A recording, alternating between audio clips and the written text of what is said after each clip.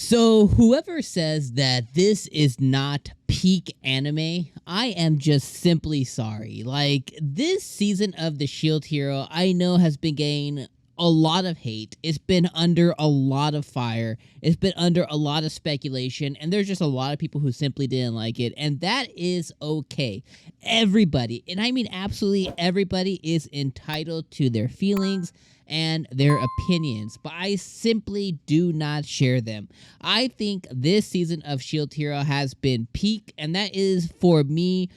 Like on a personal level, Shield Hero has been one of my favorite anime in a very, very long time. And when it got its new season, when it got its season 2, I was so ecstatic, and I've been looking forward to it ever since the moment that it was announced early in 2021.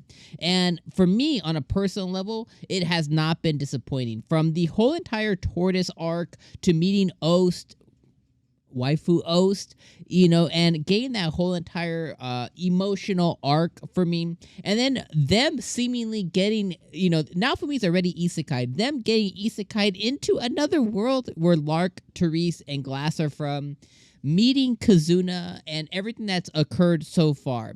And the reason you might be like, yo, well, what do you mean peak, bro? Is this freaking episode had one of the biggest twists and turns that I completely was not expecting. And it was a minor or a small twist, but a big freaking twist at the same time. And it leads me down to so many different paths and so many different questions on, like, well, what's going to happen now kind of thing. And you top everything off with, really good humor, and then ending on a really strong emotional note that brought this man almost a little bitty tears. Now, I didn't cry, but like my eyes got watery at the end of the episode. So let's break it down. So this episode is really focused around Raphtalia. Last week's episode, we ended off the last part of the tidbit of the episode with Raphtalia getting taken, being captured by 𝐒𝐻, being she got one over happened on her, and the Kazuki guy, he ended up restraining Raphtalia when they were at the Dragon's Hourglass. And last week's episode ended up with her being imprisoned, or being taken into a prison. So this week's episode involved her in that same prison, and her basically committing to herself, like, I'm gonna find my way back to my man's Naofumi. And while she was in said prison this episode, she met up with our 3 favorite outsiders, L'arc, Therese, and Glass. And when it comes to those 3, it's a love-hate relationship, I think, for Naofumi and his group, and for us, the viewers, because we know what they are. Essentially, they are the antagonists to our protagonists, right? There's these 2 separate worlds that are fighting for only one to survive, and these are the heroes that represent this world, and Naofumi and our party, right? And then the other 3 a-holes who do nothing, they're our party on this world to save the one that they're from. So no matter how much we like them, at the same time, we have to realize and we have to know that, hey, these are the guys that we're going to end up fighting when all things are said and done.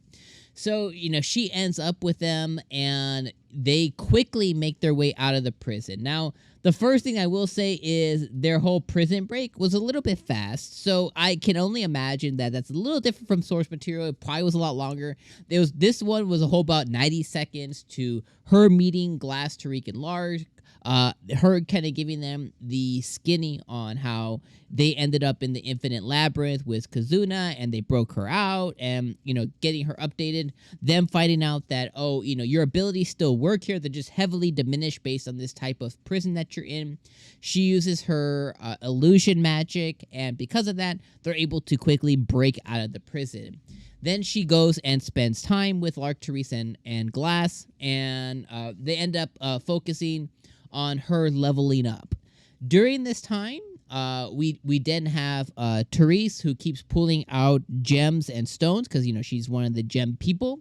She keeps pulling out stones of who knows what body part she was hiding them in, but she keeps pulling out the stones and funding their movement as they finally kind of are able to move around and stuff, and they're fighting and they're leveling up, which probably a good decent amount of time has passed as they were leveling up Raphtalia and finding their way back to the Dragon Hourglass so that they could go and not beam themselves. I don't think that's the right word, but go and instant travel through the Dragon Hourglass. Okay.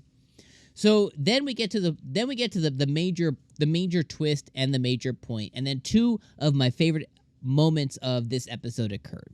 So we find out that they're in the city of what was the name of this city? The city is the one that represents the katana vassal weapon.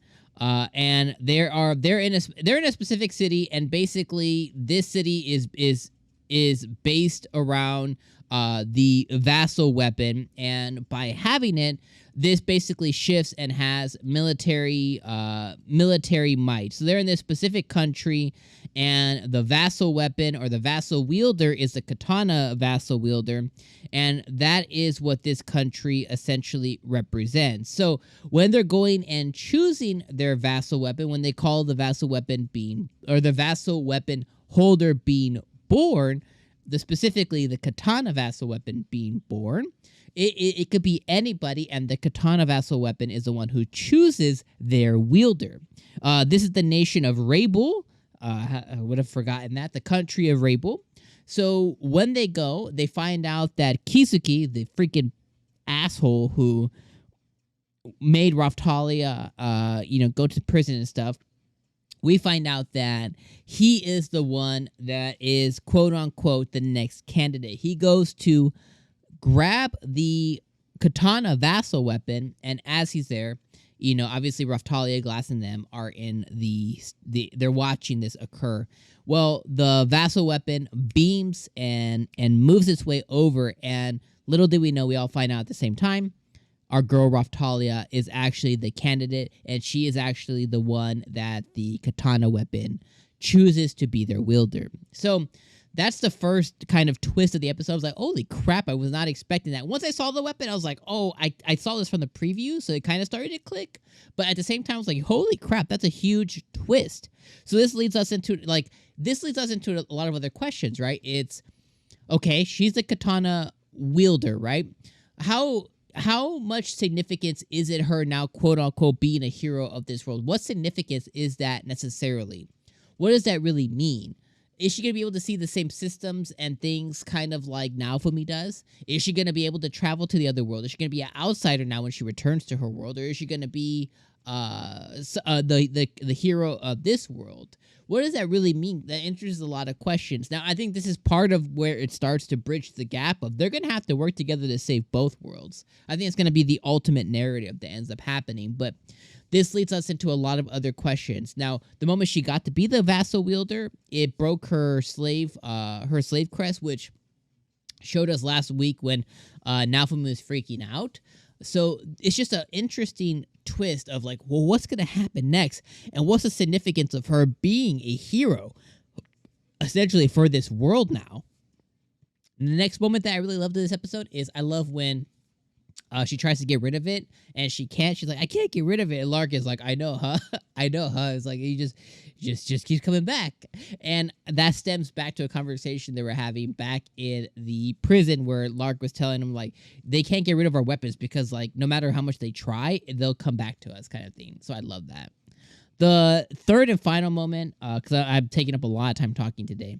Last and final moment is, obviously, she goes through her growth spurt. She gets back to her normal form. She has one of the girls at the shrine there notice her, take notice, and dress her up in the garments of the vassal wielder, which is fine. Our girl looking fine, which is awesome. And she then goes and kicks the crap out of Kazuki. I hope she was going to kill him, but she kind of let him live. But regardless, she kicked the crap out of him. And right when she ran out of SP, she ran out of energy, our boy Naofumi came onto the scene. And as we transition in next week's episode was called Kizuna. So obviously we know now, now that her and Raphtalia and Naofumi are reunited, his whole party's reunited. very emotional being reunited there. I love how now for me was almost breaking up into tears a little bit. That was the moment that kind of got me all watery eyed. I was like, oh, okay, you met up with your girl, like hug her, kiss her, never let her go. Whatever you gotta do, just get your girl, man. But I love that moment. That one definitely got me teary eyed. That reunion of them. But like I said, next week's episode is gonna focus on Kizuna, and she's gonna have to make a choice now because she's been rocking with Naofumi. She's gonna be back with Glass, Lark, and Therese. So she's gonna have to make a big choice on where her alliance lies and what are they gonna do next. All right, I went way over my time today. Thank you guys for joining me for another week of Shield Hero. This episode was awesome. I'll see you guys next week for Shield Hero Wednesdays, baby. All right, peace out, my friends.